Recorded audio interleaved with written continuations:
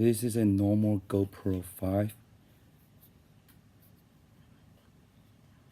On the side, the button here, this is how you remove the slide door. You push and slide it open. However, sometimes when you push it too hard, it will fall off. And I'm gonna tell you how to put it back.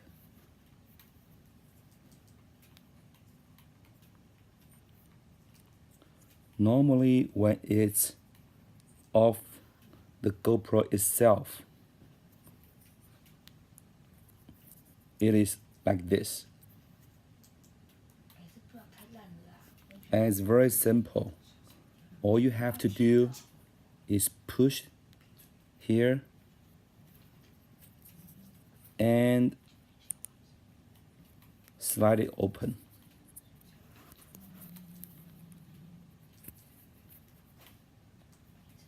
You push here.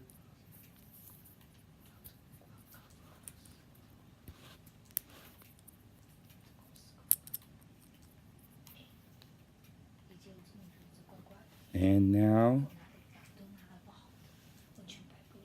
put it back.